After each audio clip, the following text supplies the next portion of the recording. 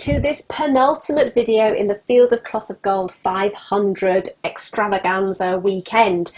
And in this video we delve into the importance of dress at the field and look at the extensive use of rich textiles which were put to use by both the English and French courts to impress. Now our speaker today is Professor Maria Hayward from the University of Southampton. Maria is a professor of early modern history at the university, and her research interests include late medieval and early modern clothing and textiles, court culture under the Tudors and Stuarts, and early modern queenship. She's produced a number of fabulous books, including Dress at the Court of King Henry VIII, Rich Apparel, Clothing and the Law in Henry VIII's England, and the first book of fashion, which was edited with Ulrika Rublack. And for those of you who are interested also in 17th century history, her forthcoming publication is Stuart Style, Monarch, Dress and the Scottish Male Elite. So now it's time to glam it up. Get your glad rags on and let's go explore the world of Tudor fashion.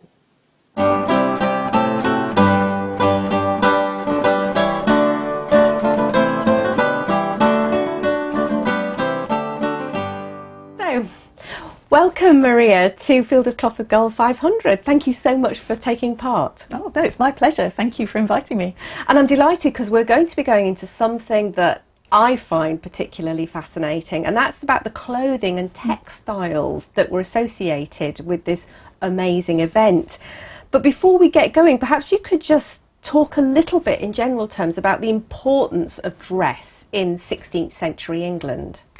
16th century clothing, and in England in particular, but equally across Europe, was hugely important, chiefly because it was far more expensive then than it is now. And I think that's why we see people attaching so much importance to what it looked like, how much you had, whether you had new clothes for a particular occasion.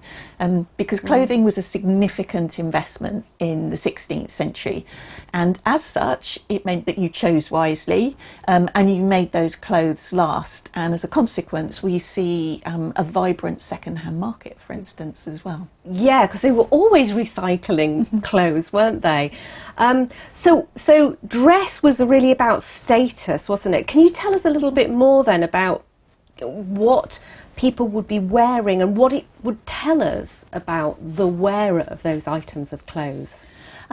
Yes, the clothing would have revealed a lot about you to your peers and the people that you would meet, either when you went to church or at home or in the street or as you went about your daily life. And it reveals several different things. So most importantly, in the context of Henry VIII's England, clothing revealed a lot about men in particular. If we look at the sumptuary legislation, it is broken up according to male social status. So your landed status and the title that you have. And the basic premise is that people ought to be able to tell what position in society you have by what you wear. Now, of course, the reality is that this often gets blurred, but that was what they thought ought to be the case. So, and this just applied to men, the sumptuary laws. Actually, I wasn't really aware of that. So that's very interesting. So there wasn't a similar code that applied to the women of court? No, so Henry's first sumptuary law says this should not apply to women, and women just don't get mentioned at all in the others. So it's only when we get into Elizabeth's reign, and indeed partway into the reign, that she starts to include women, and then of course she becomes very keen to regulate what other women wear, because of course they're now going to be direct rivals for her. So they're very much concerned about male clothing. Now obviously this doesn't mean that women could just wear absolutely anything. You would have obviously been constrained by either your father's interests, your husband's interests, or potentially your son's. And you would have been expected to sort of dress roughly in line with what was expected for your social standing, that the group that you belonged to. So whether you belonged to the dukes and duchesses, whether you belonged to the earls, whether you belonged to the gentry, wherever you sat. But no, there weren't the same sorts of controls over women's clothing under Henry VIII as there was, for instance, say in Italy. But could you tell us a little bit then about the sumptuary laws? So if we were to go to the field of cloth of gold and we were wandering around, how would we know a duke from an earl, from a baron, from a lord? Well, the laws are very interesting. So they start, not surprisingly, with the king and his immediate royal family, and they specify all the things that are specific to the royal family. So purple silk, cloth of gold, sables, these are the key things that are seen as the absolute epitome of what marks an individual out as being at the top of society. And they can wear these whenever they want, as often as they want, and in as large a quantity as they want, and in any particular garment. As you move down the social hierarchy, the laws generally specify what you cannot wear. But on occasion they do state what you can. So for instance, it's by the time we get to the rank of knight, this is where we get to the sort of wool silk divide, as it were. So for individuals above that, so dukes and earls, they are allowed to wear some cloth of gold, but it might be only in their doublet. So in other words, not in one of the outer garments, so thereby limiting the amount of display that they have. There will be regulations over the colours of velvet that they're allowed to wear, so there are equally specific requirements for the Order of the Garter. They are allowed to wear blue velvet, for instance, whereas that is restricted to other groups. So yes, it is very much a question of, different groups are, in theory, supposed to be allowed particular things. The reality is that obviously we see individuals encroaching on the sort of dress territory of their superiors frequently, because you want to be taken for slightly better than you are. Always trying to social climb by dress as much as anything else. Absolutely. And it's interesting that if you look at the legislation on the whole, it's the people in that middle band, the sort of upper edge of the gentry, so those who are just sort of tipping into the landed elite, they are the ones who are most likely to be pushing at the boundaries of what they are allowed to wear, because of course they're hoping that they will move up into that next group in society. And obviously if you're already dressing the part, then that's going to make it potentially easier for you to do that. That's what they say, don't they? Fake it until you make it, to use a modernism. Yes, and you certainly see a number of individuals doing this very much. Were people punished? No, or hardly ever. There are very few references to the sumptuary law being enforced in England, and this is one of the reasons why people often regard it as problematic as a source of evidence. But what it does tell you is it gives you a very clear sense of how society thinks about clothing, because they clearly associate types of clothing, colours, furs, fabrics with particular ranks in society. And the laws change over time, and they introduce different types of fabric or different uses of fabric, different types of fur. There becomes more emphasis on jewellery, decorative techniques and trimmings. So you can see that the government is becoming more sort of fashion savvy as they expand the scope of the law, and as such that gives us a hint of what people are actually wearing and doing. So that's why it's useful. It shows you what's sort of becoming into fashion, and also how people avoid the law. So, they'll say you can't do this, so groups do something else. So, for instance, they might say, you cannot wear satin for your doublet, the body of your doublet, so they then have satin sleeves. That isn't actually excluded. It's a bit of a grey area, but there are ways people are always trying to find a way around it. Yeah. But the point is, as a Tudor, I would know what rank you were when you walked into the room by what you were wearing, essentially. Yes, essentially. You would have a good sense of where someone stood in terms of their social hierarchy, but you'd also be able to tell other things about them. So in particular with women, the likelihood is if a couple of women walked into the room, you would be able to tell by the style of their clothing, the types of hood they were wearing, or whether their hair was uncovered, whether they were married or not, for instance. Equally, you might be able to tell whether they were married or widowed by their choices of clothing. So marital status might well be something that you could gain.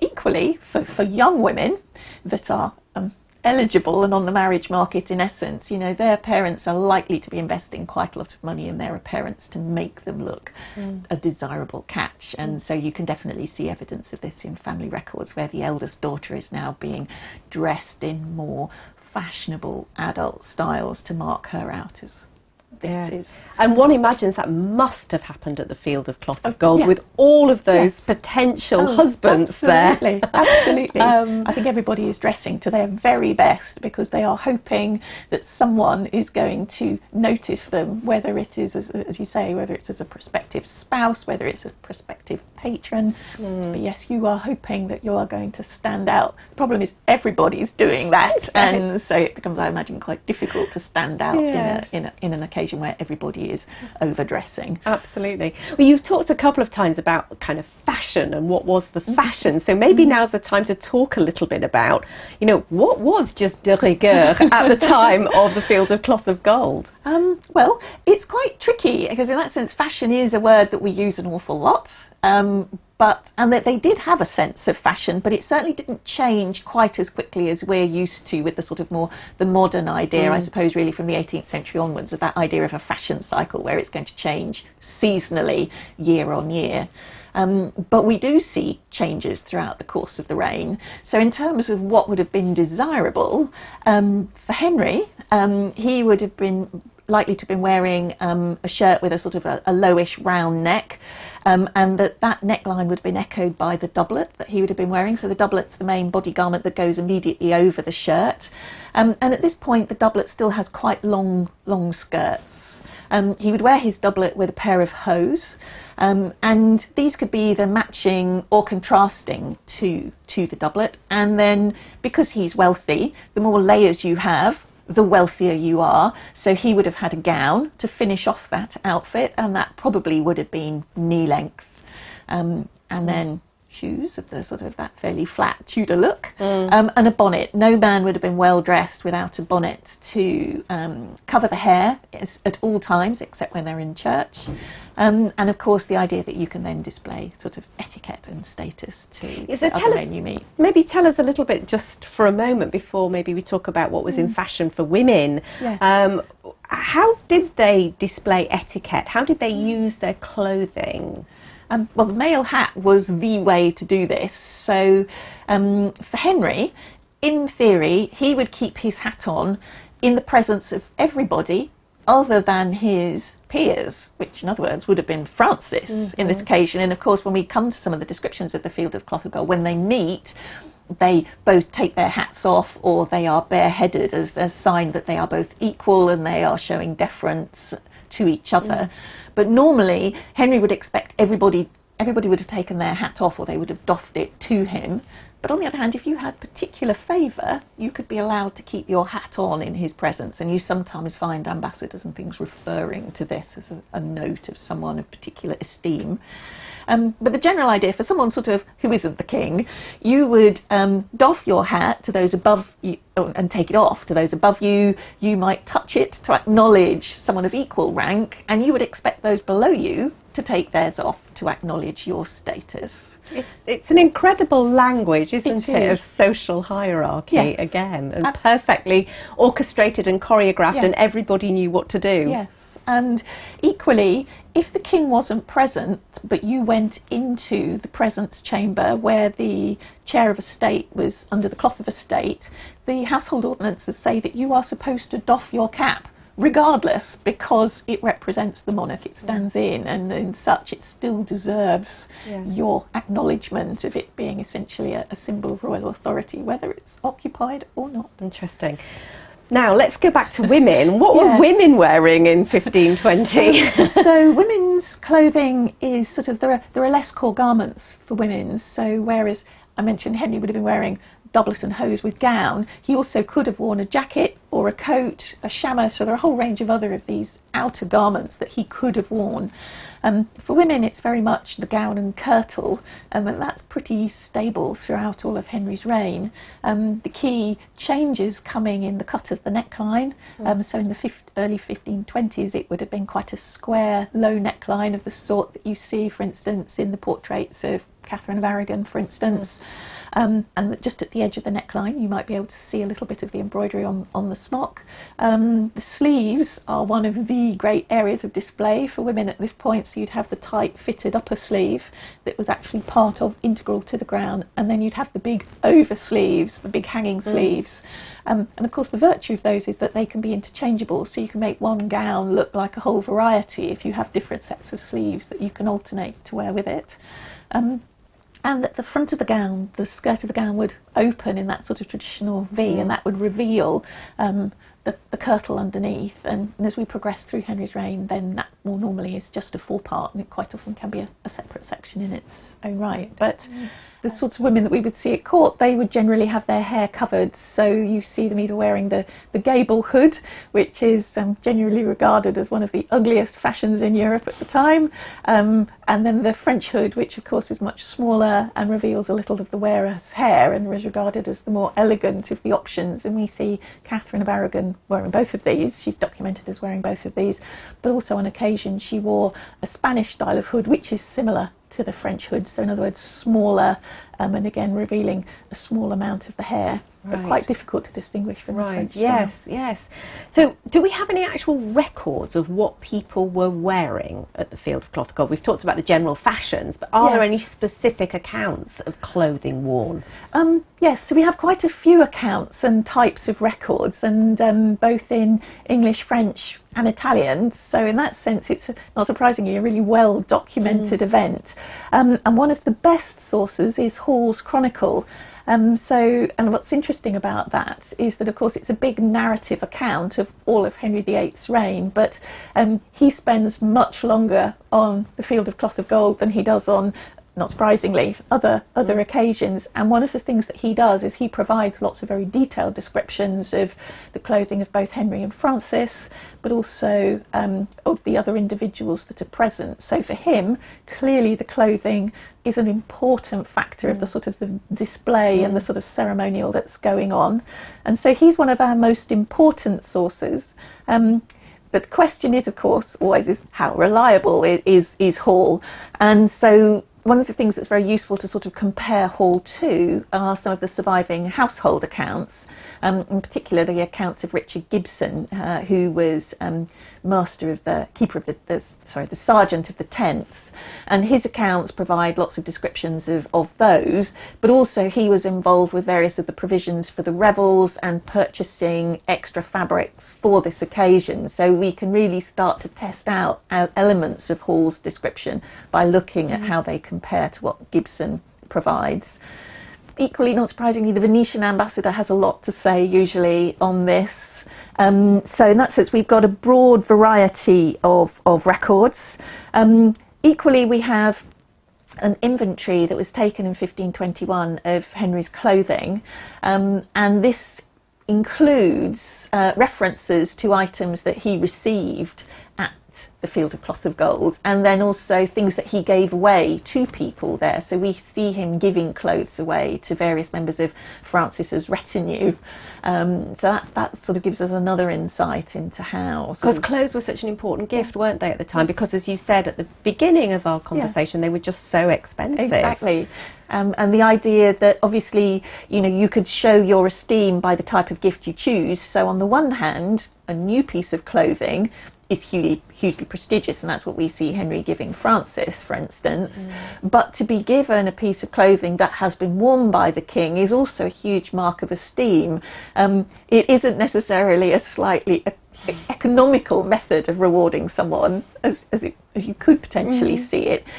But on the whole, people saw it very differently at the time, and they would have regarded something that had been worn by the king, so close on the anointed royal body, was something to be prized and valued, and actually preferable to potentially, say, a new piece of clothing that didn't have that association with the king. So I think it's very interesting that Henry is giving some of the things out of his wardrobe, both at the time and slightly later, to various members of sort of Francis's entourage, because it shows that he's seeking to make some connections there. And you mentioned Henry and Francis, and so are there any specific accounts of what they actually wore at any point during the field?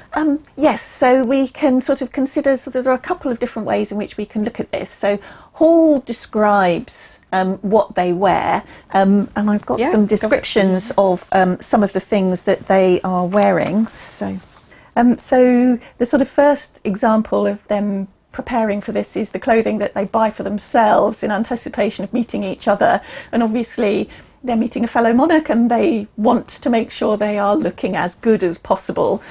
So when they meet for the first time, Francis wore a chamois, which is a type of gown or coat, of cloth of silver, which is bordered with cloth of gold, of damask cantle-wise and guarded with borders, and with a cloak of embroidered satin, of gold with purple colour, wrapped about his body, transverse, so across the body.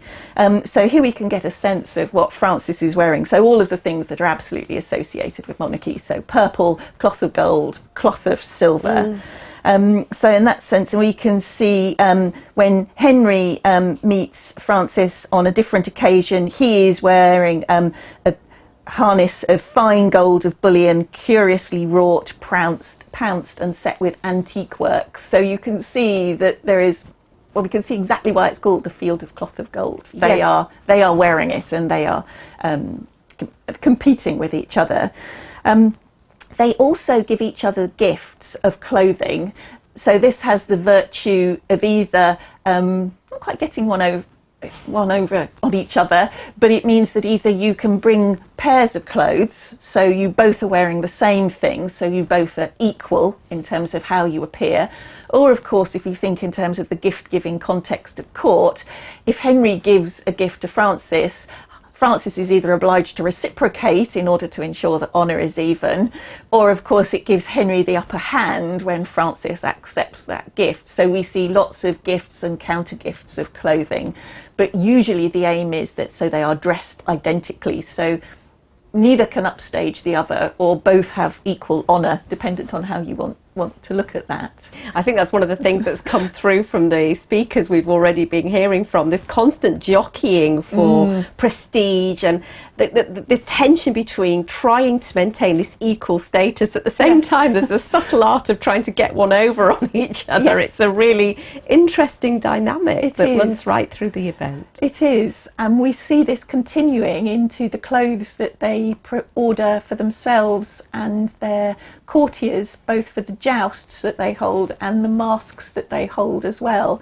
And this is where the clothing then becomes really fanciful. So they end up with all sorts of symbolic and allegorical ideas being displayed on their clothing.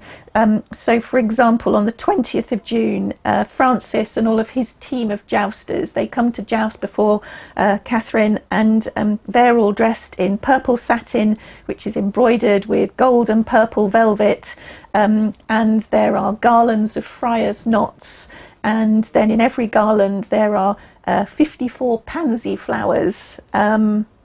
And the interpretation at the time was that this was a sort of a pun or use of the French for think, so penser, to think on Francis. So again, just making you think, it's very much a sort of look at me outfit in both in terms of the ideas being shown, but also the fabrics and the colours. But in some cases we can't always tell what the meaning is. So there is another example of a set of jousting costumes that Henry wears, where his are a brocade on one side that's embroidered, cloth of silver and russet velvet paned together on the other, and there is an embroidered mountain with a mounted knight riding up the mountain, and out of the cloud is a lady's arm, and she has wounded him mortally with an arrow, and underneath was the motto, "In love, whoso mounteth passeth in peril." And no one's been quite able to interpret what exactly this means, other than, of course, it's reminding people of the ideas of sort of courtly love and the sort of the perils for the men as they joust in terms of how they engage in this. Well, you can answer a question for me, because obviously they jousted with armour on, so that was what did they wear? Did they wear their full normal gear under their armour? What did so you would have had a pair of hose, and you'd have had your shirt, and then you would have had a specific, essentially a jousting doublet, which was padded to give you a little bit more protection. And these also have extra points attached, because quite a lot of the armour is actually pointed onto that doublet underneath to make sure that it's a really secure fit. So yes, but some of this tournament clothing is really opulent, even though, as you say, it is directly underneath the armour. And then you would have worn these decorative elements, so your base and your trapper, which is for your horse, and they would have then gone over the top. So yes, masses of layers, and of course the armour is arguably the most expensive of all of these. And I would have said they must have been boiling hot, but of course the weather was atrocious, wasn't it? Not unlike we've had here in England in recent days. Yeah. But still, well, that's fascinating. I didn't really realise there were so many layers, and that they wore sort of almost decorative pieces over the armour. Oh yes, yes. So all of these. So if you think back to the tournament roll that's produced in 1511 to celebrate the birth of Henry and Catherine's son Henry, you can see him there with his armour, and in this case he's wearing the little base, which essentially is the little textile skirt in essence that goes over the armour. He also on occasion, with the silver and engraved armour, has a metal version of the base, and often those are covered in sort of heraldic symbols or initials, or more visual examples like the one I've just described, and those usually match then the trapper which goes on the horse. And so also this is how you can create the sense of teams as they all joust together or undertake the other types of combat. And both Henry and Francis pay for the clothing for their teams. So if we're thinking of the level of expense, there are multiple sets of all of these jousting outfits in essence, and so not just for the king or the two kings, but all of those that are jousting with them. The money involved is quite mind-blowing when you start to think about it. Absolutely. So speaking about money, let's talk about jewellery. What do we know of the jewellery that was being worn at the field? And also, I'm sure jewellery was exchanged in gifts, and if so, what do we know about that? Yeah, so jewellery was a vital part of people's appearance at all levels in society. Obviously it just depends on the quality, but in terms of Henry and the key players at the Field of the Cloth of Gold, we are talking about the very best that was available. So we know that Henry would have invariably been wearing those large chains that you can see in the portraits. It's likely that he would have worn his garter collar on occasion, but more importantly, they're just those big jewelled collars that you can see sitting across the shoulders. But yes, so there's that sense of the jewellery that they wear when they meet each other. So the primary emphasis would be on these collars, but also rings for men. For women, we would be expecting to see again rings, necklaces, and of course jewelled girdles are the absolute sort of the most important probably piece of jewellery. Why do you think they were the most important? Well, for married women in particular, they were often given as wedding gifts, and so they were sort of a symbol of your status. And I think it's just also, if you think about the scale, that they're obviously going to go all the way around the waist, and then they can hang potentially all the way down, almost a sort of ankle level. So there is a huge amount of opportunity for display. And also often you see that the end element, it either can be, say, like a large pendant, or equally we get those lovely little jewelled and enamelled books that are sometimes put on the end of women's girdles as well. So yes, I think that they are that sense of, the ultimate female accessory, especially from married women in particular. Okay. Good. And so gift-wise, are there any records of any gifts being given? Yes, there are. And so just to give you, I've got sort of a couple of examples of different types of the ways that jewellery could be used. So not surprisingly, Francis and Henry exchange gifts of jewellery. And one of the occasions that's really interesting is on the 17th of June. Francis makes a surprise visit to Henry. So again, going against the etiquette and the idea that it all should be planned, and so, they can be ready to receive each other properly. He sort of catches Henry slightly unawares. And Henry, to show that he isn't remotely bothered by this, gives Francis a collar, and the contemporaries valued it at 30,000 ducats, and it was of rubies, and it had a large pendant ruby in the shape of a heart hanging from it at the centre. And in return, Francis gives Henry a jewelled bracelet. Now, we don't necessarily see many bracelets in Tudor portraits, partly because of the nature of the sort of the length of the sleeves for both men and women mean that they don't show very well. But we do see a number of them listed in inventories. So it's interesting that he chose a bracelet, and maybe that reflects something about French taste and French ideas. Equally, for prize givings after the jousts in particular, we can see gifts of jewellery being given away. So on the 24th of June, Francis and his team of French aristocracy joust before Catherine of Aragon, and she gives out gifts to all of the men who participated and jousted well. But not surprisingly, Francis gets the very best gift, and she gives him a diamond and ruby ring. But equally, we see the queens exchanging gifts between each other. So in that sense, their behaviour, both in terms of the way they dress, their use of gift exchange, and their use of ceremonial, sort of maps on to what we see their husbands doing. And on this occasion, so for instance, we see Claude, so Francis's queen, giving Catherine a litter of cloth of gold with mules and pages, and the livery for pages, and in return Catherine gives the French queen horses, so hobbies and palfreys, along with their saddles and harness. So it's interesting that they're sort of a different type of gift, but still highly prestigious, because good quality horses were, you know, one of the absolutely most desired gifts that you could give at this point.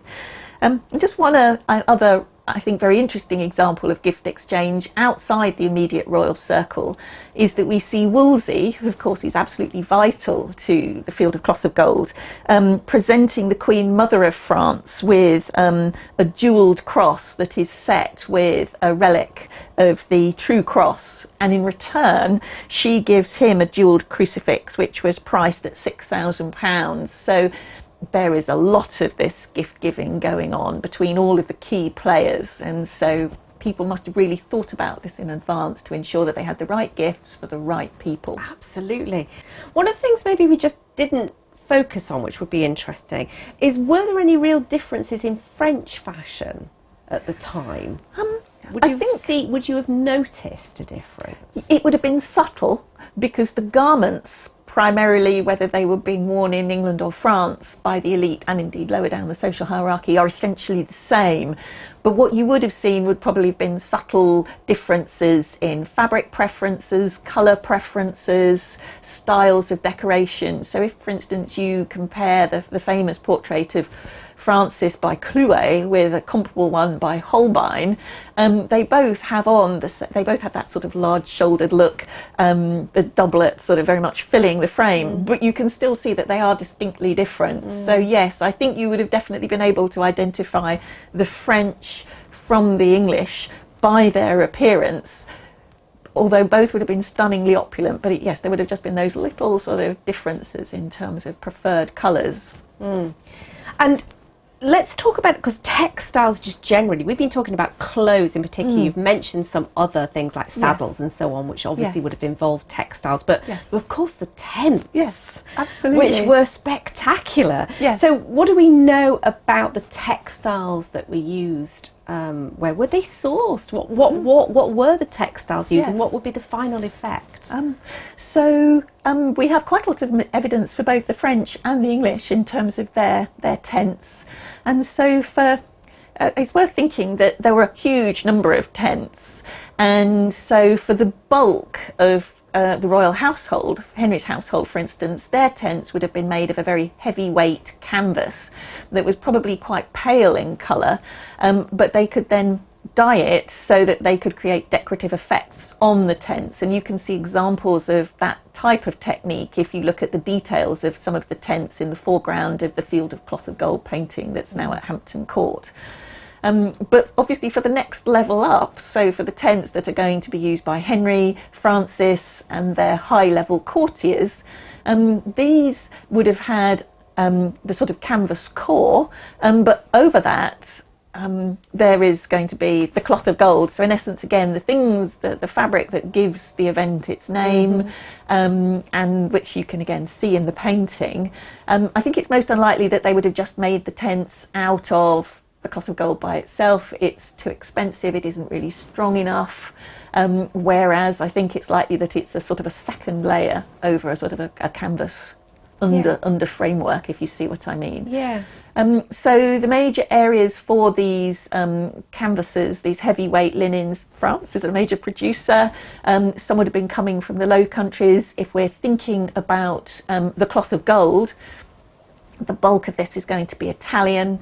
We can see for Henry, for instance, the tradition of the sort of the usual Italian suppliers such as the Bardi and the Cavalcanti. They are supplying large quantities of cloth of gold, cloth of silver, tissue, all of those fabrics that incorporate metal thread.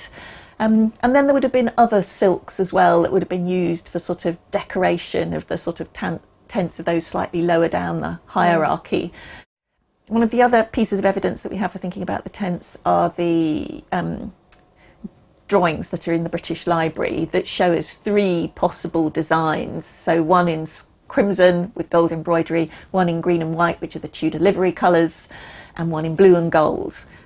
Now, we don't actually know that these were made, but they certainly give you a very, very good sense of just how opulent these tents could be, the way in which colour and metal thread were put together to create a very specific effect, and how they used heraldry and other decoration to mark these tents, both on the actual sides and walls of the tents, but also those carved animals, the king's beasts, which are sort of set along the roof line and the ridgepole.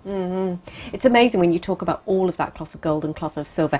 It makes me think that some people got very rich on the back of the field of cloth of gold, because the merchants who had to supply the materials must have been rubbing their hands in glee. And secondly, I wonder if this event practically cleared out Europe of all the available cloth of gold and silver which was around at the time. I suspect it would certainly have become a very desirable commodity at this particular point. You certainly see other times where they run out and there's a shortage. So during the time of Jane Seymour, she has been wearing cloth of silver, and Honor Lyle wants some, and her man of business tells her, "I'm sorry, they've run out in London."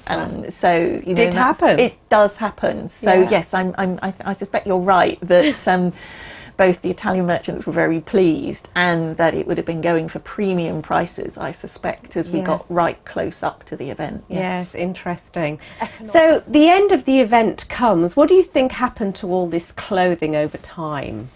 Well, we know that Henry gives away some of the pieces specifically that were associated with that, but also we know that he regularly gives things away every year out of his wardrobe. So I suspect quite a few pieces of his own clothing would have been given away. And equally, we know that he gives away some of the things that Francis gave to him, which I think is quite telling.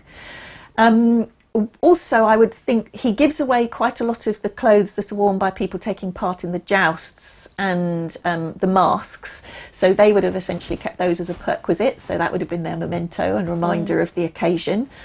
Some of the tents and things go back into the storehouse, and Gibson is going to be able to reuse and recycle some of those.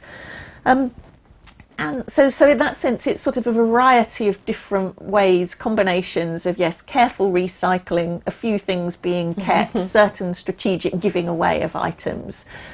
And does anything survive from that short period of time that we know of? Not that I'm aware of in terms of things that Henry particularly commissioned for it, but I suppose one thing that does survive and that was present are, and we can see in the V&A, are the Stonyhurst vestments. So these are the cloth of gold woven to shape vestments that were ordered by Henry VII for his chantry chapel at Westminster Abbey. They were regarded as the best set of vestments in England, and so Henry borrows them and takes them to the field of cloth of gold. And they are used in his chapel, and not surprisingly, people comment on them because they are absolutely stunning. So in one sense, if you want to get a sense of something that was there, even if it wasn't made specifically for it, but was deemed eminently worthy of being there. These will give you a really good idea. And that's at the V&A, the Victorian Albert Museum. In the British Galleries, right? Yes. Wow, that's wonderful. So that's something for people to really think about going to see. And I, for one, haven't seen them, so I'd love to. Yes. Well, thank you so much, Maria. It's been really fascinating. I've learnt so much. Really appreciate you joining us for this. Well, thank you. It's been my pleasure.